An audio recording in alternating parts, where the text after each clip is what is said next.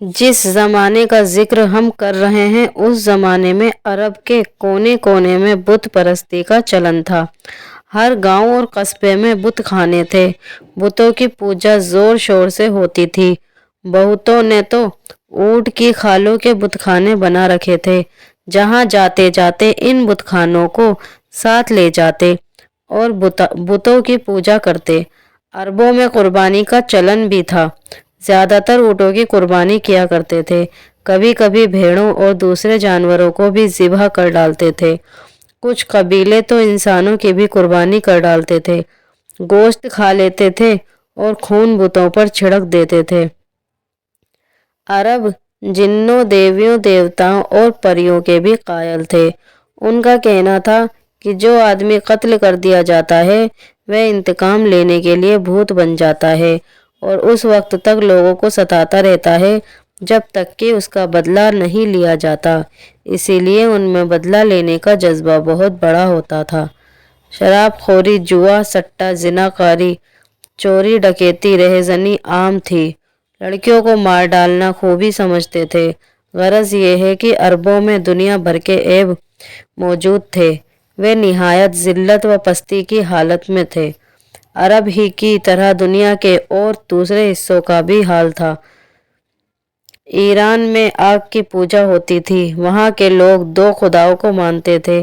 आम तौर से शराब पीते थे, जुआ खेलते थे। हर छोटा आदमी बड़े आदमी को सजदा करता था। चोरी डकैती का पूरे मुल्क में जोर था। रूस व ईरान में ईसाई धर्म का चलन था, लेकिन गिरजों में हजरत ईसा और हजरत मरियम की तस्वीरें रखी हुई थी और इन तस्वीरों के सामने सिर झुकाए जाते थे। शराब पीने पिलाने का चलन आम था। चोरी, जिनाकारी और धोखेबाजी आम चलन में थी। मिस्र में अगरचे इसराइयत फैली हुई थी, फिर भी ज़्यादातर मिस्री बुत परस्त ही थे। उनमें से तमाम ऐब पाए जाते थे जो एक जलील बुत परस्त कौम में हो सकते हैं। नदियों की को इंसानी जान की भेंट एक आम बात थी। भारत से बौद्ध मत खारिज हो रहा था। एक चीनी पत्रकार लिखता है कि भारत का एक घर भी बुतों से खाली न था। सिर्फ बुतों ही की पूजा न होती थी, बल्कि सितारों, पहाड़ों, नदियों, पेड़ों, जानवरों, सांपों, पत्थरों और शर्मगाहों की भी पूजा की जाती थी। उस समय चरित्र और अखलाक बहुत घटिया किस्म का हो गया था। चीनियों की हालत भी सही न थी। कन्फ्यूशस और बौद्ध धर्म के मिले जुले ख्यालात ने धर्म को मक्का मखौल उड़ा रखा था। गरज ये कि दुनिया का कोई इलाका बुत परस्ती से खाली न था। हर इलाके में किसी न किसी तरीके से बुत परस्ती का रिवाज कायम था। कैस बिन आसिम बड़ा खुश था। खुशी की वजह यह थी कि बैतुल हराम की भारी भीड़ में एक आदमी भी ऐसा न निकला जिसने अपनी 9 लड़कियों को जिंदा दफन किया हो। अब हर आदमी उसे इज्जत की निगाहों से देखने पर मजबूर है। खुशी से फूला हुआ वह मकान पर पहुंचा। मकान पर पहुंचते ही उसकी 10 साला लड़की उससे मिलने लपकी। उसने अपने छोटे छोटे नाजुक हाथ फैलाते हुए कहा, अच्छे अब्बा, तुम आ गए, मैं तुम्हारा इंतजार कर रही थी। बाप की मोहब्बत गालिब आ गई। उसने लड़की को गोद में उठा लिया, उससे प्यार किया। लड़की ने प्यार से उसके गले में बाहें डाल दी। लड़की बड़ी खूबसूरत थी। उसका चेहरा गोल था, आंखें बड़ी बड़ी, माथा चौड़ा और रोशन था। गालों पर सेब जैसी लाली थी। सिर पर बालों की सियाह लटें गुथी हुई दोनों और सीने पर पड़ी थी। होठ मनमोहक और दांत मोतियों की तरह सफ़ेद थे। कैस ने मारे मोहब्बत से उसे उठाकर सीने से लगा लिया, पर तुरंत ही चौंका, संभला और जल्दी से लड़की को गोद से उतार दिया। ऐसे फेंक दिया जैसे इंसान किसी चीज के धोखे में सांप को उठा ले और पहचान कर तुरंत फेंक दे। लड़की गिरते गिरते संभली। उसने अपने बाप को देखा और प्यार भरे लहजे में पूछा, क्या तुम मुझसे खफा हो गए? खफा ना हो, आप और अम्मी के अलावा मेरा इस दुनिया में है कौन? केस की आंखों में रहम और मुरब्बत के बजाय जंगली चमक पैदा हो गई थी। उसने कड़क कर कहा, जमीला, क्या तुम भोली भाली बातों से मेरे दिल को मोम बनाना चाहती हो? नहीं, मैं नहीं बन सकता। चली जा, जा मेरे सामने से दूर हो जा। मासूम लड़की बाप के कड़े तेवर देखकर डर गई। अक्सर बच्चों का कायदा होता है कि जब उन्हें घूरा धमकाया जाता है तो वे लाड और प्यार से माँ बाप को लिपट जाते हैं। जमीला भी बाप से लिपट गई। कैस ने उसका हाथ पकड़कर झटक दिया और उसे तेज और गुस्सा भरी हुई नजरों से घूरने लगा। जमीला ने आज तक उसकी ऐसी नजरें न देखी थी। वे कांपकर अलग खड़ी हो गई। कैस की बीवी सलमा करीब ही खड़ी थी। जमीला ने अपनी नज़र फेरते हुए कहा, अपनी बीवी से बोलो, आज जो हवा का तूफान आया, तूफान के बाद जो रोशनी और चमक हुई, तुमने देखी? हाँ देखी, बड़ा सख्त तूफान था।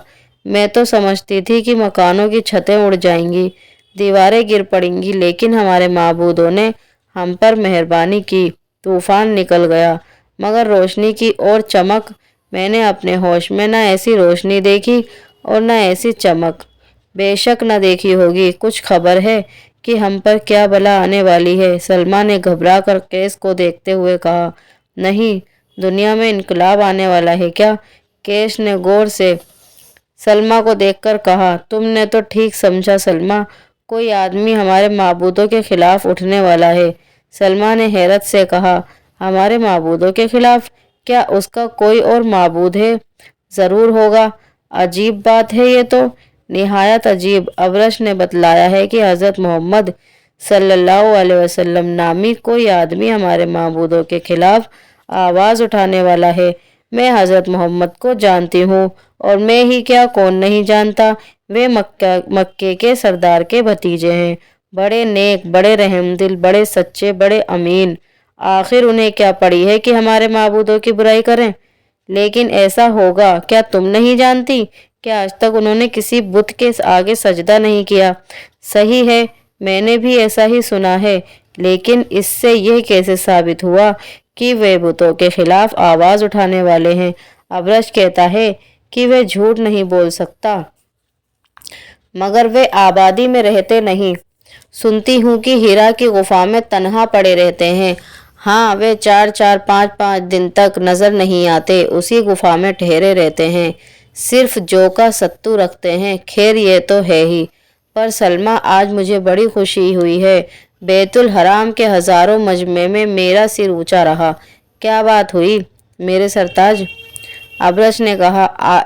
अबरश ने आने वाले फितने को दूर करने के लिए एक तदबीर बताई है। उसने कहा कि जो आदमी अपनी 9 लड़कियों को जिंदा दफन कर चुका हो और उसकी 10वीं लड़की और वह आदमी उस लड़की को जिंदा दफन कर दे तो आने वाले फितने से निजात मिल सकती है। उस वक्त सलमा, उन तमाम मजमे में एक आदमी भी ऐसा ना मिला जिसने 9 लड़कियों को दफन किया हो। सब सिर झुकाए खामोश और शर्मिंदा थे। तब मैंने कहा कि मैं ऐसा हूँ। पूरे मजमे ने हैरत और इज्जत की नज़रों से मुझे देखा। क्या फ़ख्र की बात नहीं सलमा? सलमा का चेहरा फीका पड़ गया। वे जमीला से बड़ी मोहब्बत करती थी। कैस की बातों से वे समझ गई थी कि जिस जमीला को उसने सीने से लगाया, हज़ारों मुसीबतें उठाकर बड़े लाड प्यार से पाला, अब उसकी कुर्बानी का वक्त आ गया है। इस ख्याल से उसका दिल हिल गया, कलेजा मुंह को आने लगा, आंखों में आंसू आ गए। कैस ने फिर कहा, बोलो सलमा, क्या ये बात हम सबका सिर ऊंचा नहीं करेगी? सलमा ने गम भरे लहजे में कहा, सिर तो ऊंचा होगा, मगर। कैस ने चोट खाए सांप की तरह पलट कर उसको देखा। आंखों में झिल मिलाते आंसुओं को देखकर वे गुस्सा हो गया। यह क्या बात है सलमा? क्या जमीला की मोहब्बत ने तुमको खराब कर दिया है? बड़े शर्म की बात है। सलमा कैस के गुस्से को देखकर सहम गई। उसने आंसू पी लिए। कैस अब भी गुस्से में बोले जा रहा था। होश में आओ सलमा, अगर गलती से तुमने जमीला की मोहब्बत को अपने दिल में जगह देकर इतना बढ़ा लिया है कि उसकी कुर्बानी की खबर से उस मोहब्बत को ठेस लग गई है, तो तुम उसकी मोहब्बत को अपने दिल से निकाल दो। सलमा अब तक तो सब्र किए रही, लेकिन अब सब्र का दामन छूट चुका था। शौहर के सामने दोनों हाथ जोड़े खड़ी हो गई। बोली, मेरे सरताज, इस इम्तिहान से मुझे बाज रखो। मुझ बदनसीब के दिल में जमीला की शक्ल ने, भोली भाली बातों ने جگہ کر لی ہے۔ ایسا لگتا ہے میری زندگی اس کی زندگی کے ساتھ جڑی ہوئی ہے، اس لیے میرے پیارے شوہر جمیلہ کو میرے لیے باقی رکھو۔ کیس کی آنکھوں سے چنگاریاں نکلنے لگی۔ اس نے غضبناک لہجے میں کہا، کم عقل عورت، لڑکی کی محبت میں ڈوبی رہنے والی مورکھ، کیا جمیلہ کو زندہ رکھ اس کی شادی کروں، کسی کو اپنا داماد بناؤں؟ قسم ہے لات و عزیٰ کی، ایسا کبھی نہ ہوگا۔ سلمیٰ نے روتے ہوئے کہا، آپ جمیلہ کی شادی ہی نہ کریں، وہ تمام عمر کنواری بتا لے گی۔ قیس غصے سے کانپنے لگا، بولا، ذلیل ہستی، یہ تو اور ذلت کی بات ہے۔ دنیا کہے گی قیس کی بیٹی کو کسی نے قبولا نہیں، میں اس ذلت کو بھی سہن نہیں کر سکتا۔ سلمیٰ نے آنسو بہاتے ہوئے کہا، مقدس معبودوں کے لیے جمیلہ پر، بھولی جمیلہ پر، معصوم جمیلہ پر، کمسن اور خاموش جمیلہ پر رحم کرو، اسے بچا لو۔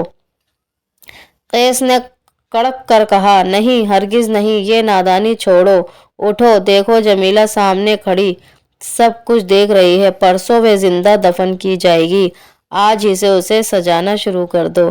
یہ کہتے ہی قیس وہاں سے چلا گیا۔ سلمیٰ اٹھ کھڑی ہوئی، وہ غم سے بوجھل ہو رہی تھی۔ جب قیس چلا گیا تو جمیلہ سلمیٰ کے پاس آئی۔ اس نے آتے ہی کہا، امی تم خاموش کیوں ہو؟ ابا کے سامنے ہاتھ کیوں جوڑ رہی تھی؟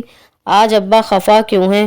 وہ مجھ سے بھی خفا لگتے ہیں، کیوں؟ جمیلہ کی باتیں سن کر سلمیٰ بے چین ہو اٹھی۔ اس نے اسے سینے سے لگا لیا، خوب بھینچا۔ سلمیٰ روتی جا رہی تھی اور جمیلہ کو بھینچتی جا رہی تھی۔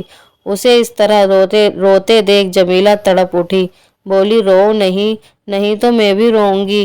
سلمیٰ جمیلہ کی باتیں سنتے ہی چپ ہو گئی اور ٹھنڈی آہ بھر کر کہا، میری آنکھوں کی ٹھنڈک، تو نہ دکھی ہو، میں اب نہ روؤں گی۔ کچھ دیر بعد سلمیٰ گھر کے کام کاج میں لگ گئی اور جمیلہ کھیلنے لگی۔ آج سلمیٰ کا دل کسی کام میں نہیں لگ رہا تھا۔ جب وہ جمیلہ کو دیکھتی یا جمیلہ کا وچار آتا تو اس کے دل میں ہونک اٹھتی، جمیلہ اب صرف 2 دن اور زندہ رہے گی۔ آنسو جاری ہو جاتے۔ بڑی بے چینی سے اس نے وہ دن اور دوسرا دن بتایا۔ تیسرے دن دوپہر کے وقت جمیلہ کو نہلایا، نہلا کر بال سکھائے گئے، سر میں تیل ڈالا گیا، کنگھی کی گئی، چوٹی گونتھی گئی۔ معصوم جمیلہ خوش ہو رہی تھی۔ اسے کیا معلوم کہ اسے موت کی گود میں دینے کی تیاریاں ہو رہی ہیں۔ اس وقت بہت سی عورتیں گھر میں جمع ہو گئی تھیں، سبھی ہنس بول رہی تھیں، لیکن سلمیٰ کا چہرہ اترا ہوا تھا اور غم سے نڈھال ہو رہی تھی۔ جب سورج ڈھل گیا تو قیس اور اس کے پیچھے بہت سے آدمی اس کے مکان پر آئے۔ قیس کے ساتھ جو لوگ آئے تھے وہ سب کے سب شہر کے جانے مانے لوگ تھے۔ ان کے ساتھ ابرش بھی تھا۔ یہ سبھی سیدھے جمیلہ کے پاس پہنچے۔ جمیلہ کو گھیرے ہوئے عورتیں ایک اور کھڑی ہو گئیں۔ ابرش نے آگے بڑھ کر جمیلہ کو دیکھا۔ جمیلہ اس وقت بہت خوبصورت لگ رہی تھی۔ بوڑھا کاہن اسے دیکھ کر حیران رہ گیا، کچھ دیر اسے ٹکٹکی لگائے دیکھتا رہا۔ جمیلہ نے شرما کر سر جھکا لیا۔ ابرش بولا، قیس، ایسی ہی بچی کی قربانی کی ضرورت تھی، پاک حبل تم پر اپنی برکتیں نازل کریں گے۔ پھر جمیلہ کے سر پر ہاتھ رکھتے ہوئے اس نے کہا، بیٹا، تیری قربانی ہماری مصیبتوں کا خاتمہ کر دے گی۔ جمیلہ اس کی بات سمجھ نہ سکی، بھولا چہرہ اور معصوم آنکھیں اٹھا کر اسے کہنے لگی۔ ابرش نے قیس سے کہا، چلو جمیلہ کو لے چلو۔ قیس نے کہا، جمیلہ چلو۔ جمیلہ نے پوچھا، کہاں چلیں ابا؟ قیس نے کہا، ہمارے ساتھ۔ جمیلہ اٹھ کھڑی ہوئی، وہ چلی، اس کے پیچھے سب چل پڑے، پر غم سے نڈھال سلمیٰ سے ایک قدم بھی نہ اٹھ سکا۔ وہ چکرائی، سنبھلنا چاہا، نہ سنبھل سکی، غش کھا کر گر پڑی۔ سب جا چکے تھے، مکان کے بھیتر کوئی نہ تھا جو اس عورت کو سنبھال پاتا۔